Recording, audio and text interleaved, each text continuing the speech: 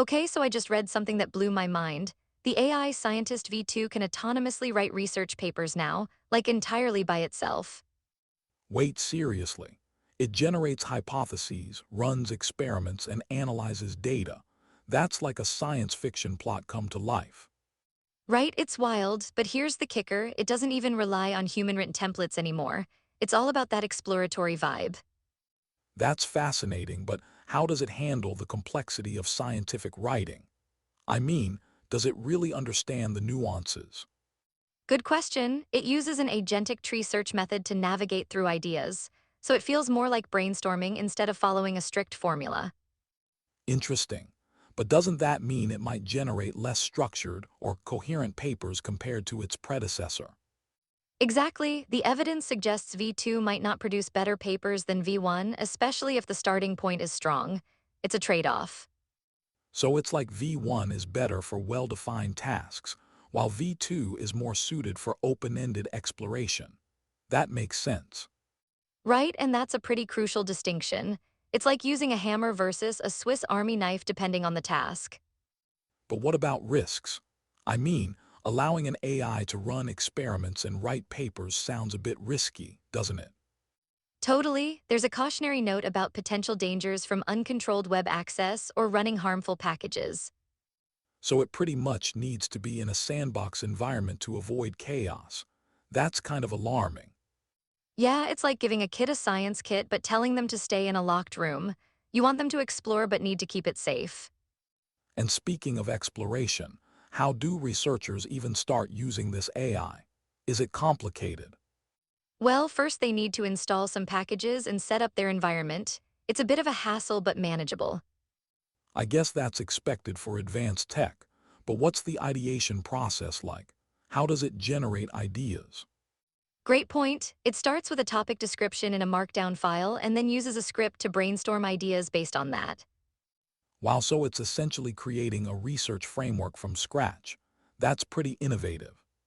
Exactly, and it even checks for novelty using tools like Semantic Scholar. So it's not just regurgitating old ideas.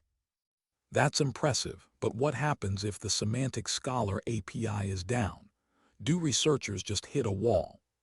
Good question, they can still run the pipeline but might face some limitations. It's like driving without navigation. That's actually a smart workaround. But let's say everything goes smoothly.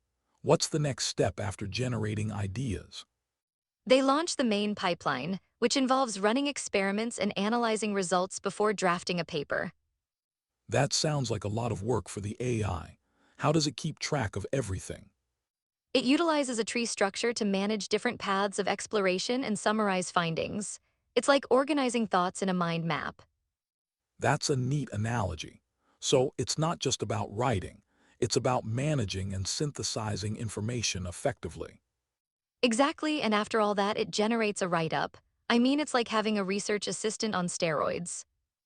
But is there a downside? I mean, how reliable are the final papers it produces? Well, the success rate depends on the chosen model and complexity. More powerful models yield better results, but there's still variability. So there's potential for some pretty spectacular failures then. That's a little nerve-wracking. For sure, it's like a roller coaster, thrilling but definitely not without its risks. It challenges the notion of authorship. Speaking of authorship, how should researchers cite this AI if they use it in their work? They need to include specific citations in their papers. It's a requirement to disclose that AI was involved in the research. That's both ethical and necessary. But what do you think? Are we ready for fully autonomous research? Honestly, it's a double-edged sword. It could revolutionize science, but it also raises questions about accountability. I completely agree. There's so much potential, but we need to tread carefully. What do you think the future holds? I think we're at a crossroads. If we can harness AI responsibly, it could change the landscape of research forever. Definitely.